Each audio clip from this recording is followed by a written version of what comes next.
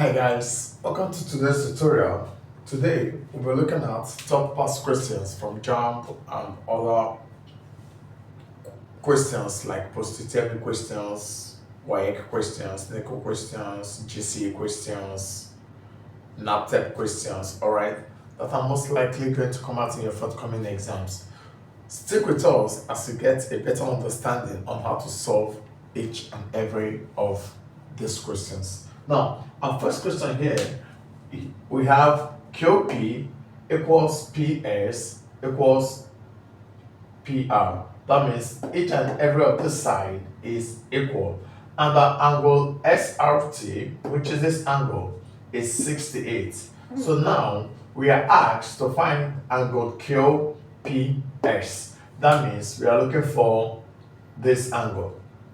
Now, bearing in mind that we are looking for this angle, we know that since QPR, alright, in triangle QPR, since two sides are equal, that means it's an isosceles triangle, right? So that means this base angles here would be equal. So let's call this X and X, since the base angles are equal. Alright, likewise, in triangle PRS, alright, these two sides are also equal. That means our base angles will also be what? Equal. So let's call this Y and Y. Alright, now we know that QPRS or QPSR is a quadrilateral, and the sum of angles in the quadrilateral equals 360. So this we are going to have as adding our four angles together. Let's call this entire angle here as Z. Okay, adding all our angles together, we have it as X plus Y, which is this angle, plus Y, which is this, plus Z equals 360. Okay, so this gives us 2x plus 2y plus z equals 360. Now this will become 2 bracket x plus y plus z equals 360. Okay, now here, from here we know that but x plus y plus 68 equals what? 180. Reason, angle on the straight line. Now, having this as angle on the straight line, our x plus y would become 180 minus 68. So x plus y would give us 10 minus 8 will give us 2, 7 minus 6 will give us 1, 112 degrees. That means the value of x plus y will be 112 degrees. Now back to this part where we have 2 brackets x plus y plus z equals 360. Now we know that x plus y is 112. So this we can replace as 2 bracket 112 plus z equals 360 degrees. Now this we are having it as 224 plus z equals 360. So therefore our z will become 360 minus 224. Alright, now 10 minus 4, z will give us 10 minus 4 will give us 6, 5 minus 2 will give us 3, 3 minus 1 will give us 1. So the value of this angle will become 136 degrees. Alright, now let's get to a second question, which says evaluate 212 base 3 minus 121 base 3 plus 222 base 3. Now, in our previous studies, we said there are two ways you could solve this. Now, is either you solve this directly, since they're all in base 3, or you convert each and every of this term back to base 10, add and subtract, and reconvert back to base 3. So, whichever way you feel most comfortable to use, you can apply to this. Now, for this, we are going to convert to base 10 and subtract, then and also convert, do our direct addition. Now, converting 212 base 3 to base 10, this becomes 2 times 3 raised to power 0, 1, 2, 2 plus 1 times 3 raised to power 1 plus 2 times 3 raised to power 0. Alright, so this would give us 2 times 9, 18, plus 3 plus 2 times 1, 2. So this gives us 23. Alright, now 121 base 3 equals 1 times 3 raised to power 2 plus 2 times 3 raised to power 1 plus 1 times 3 raised to power 0. So this gives us 9 times 1, 9, plus 2 times 3, 6, plus 3 times 1, 1 times 1, 1. So this gives us 16 base 10. Alright, so for the total we have 222 base 3. This gives us 2 times 3 raised to power 2 plus 2 times 3 raised to power 1 plus 2 times 3 raised to power 0. So this gives us 9 times 2, 18, plus 6 plus 2, which gives us 26 base 10. Now, we are going to add up. This will become 23 plus 26 minus 16 equals 23 minus 16. Alright, this will give us 49 minus 16. Now 49 minus 16, 9 minus 6 will give us 3, 4 minus 1 will give us 3. So this gives us 33 base 10. Now, since we have 33 base 10, we are going to convert back to base 3. Now, converting back to base 3, we have it as 33, 3. So 3 here will give us 11 remainder 0. 3 into 11 will give us 3 remainder 2. Alright, now the next one we have in 3 will give us 1 remainder 0, and 3 into 1 will give us 0 remainder 1. So reading upwards, we're having it as 1 0, okay, 1 0 2 0 base 3 as our answer. Now let's look at solving it directly. We have 212 base 3 plus 222 base 3.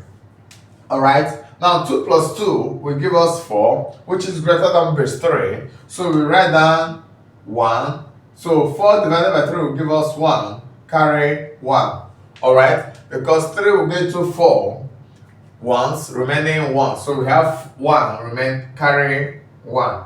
Alright, now still same thing. This gives us 1, we carry 1. Alright, now here is 4 plus 1, 5.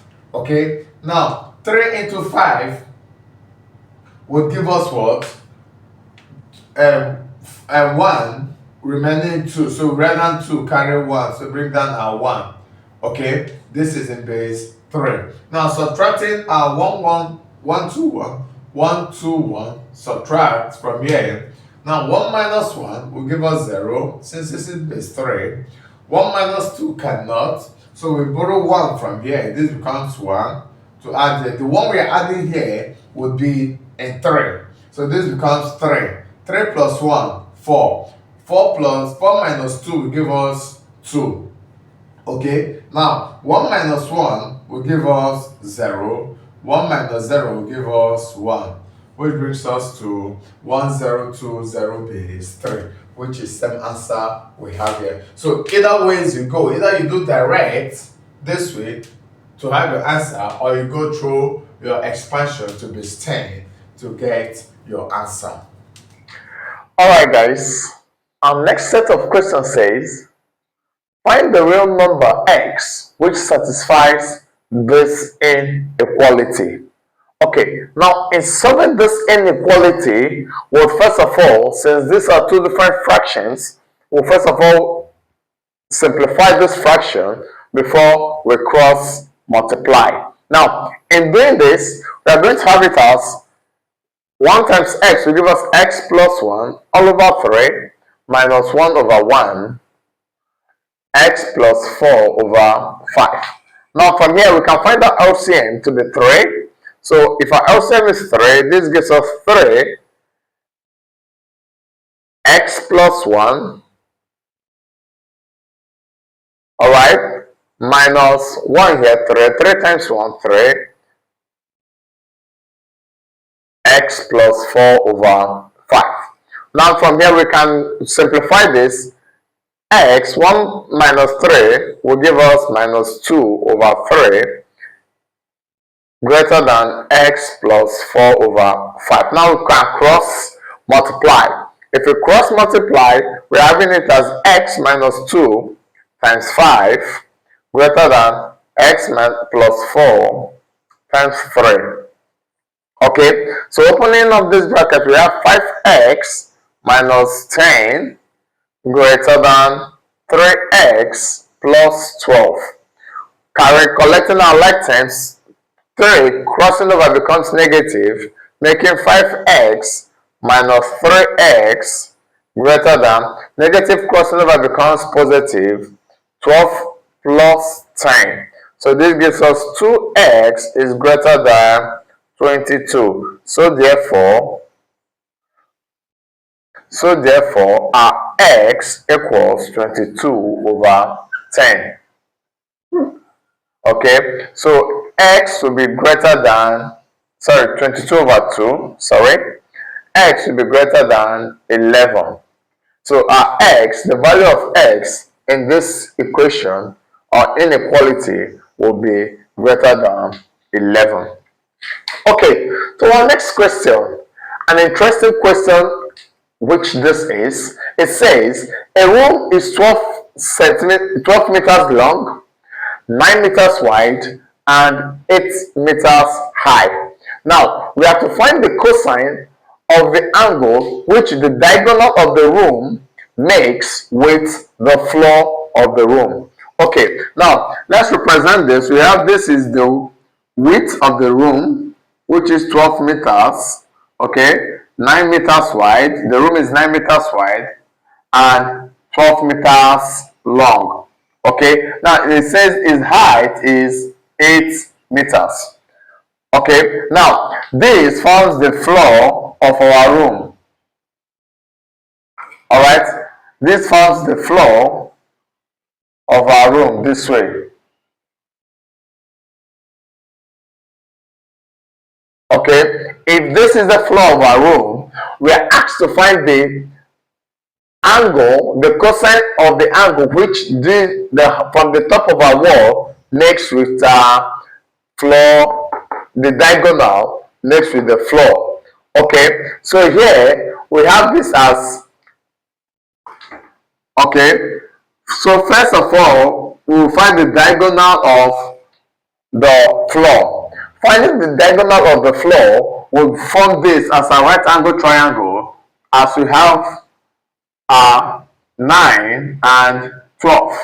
Okay, so this will become our hypotenuse x. So hypotenuse x, hypotenuse squared, hyp, hypotenuse squared equals opposite squared plus adjacent squared, which is a Pythagoras theorem. Now this becomes x squared equals 12 squared plus 9 squared, which is x squared equals 144 plus 81, which gives us x squared equals 225.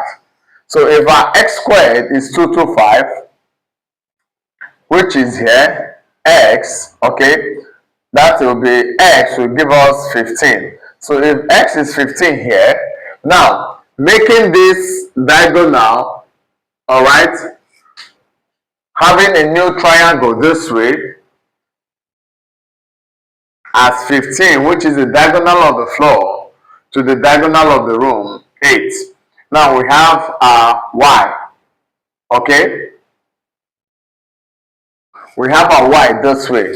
Now having a y this way, we can now calculate the diagonal of our room to the floor. Okay, now this becomes y squared. Still applying the Pythagoras theorem, y squared equals 15 squared plus 8 squared, which will give us 225 plus 64. So this gives us 289 y squared.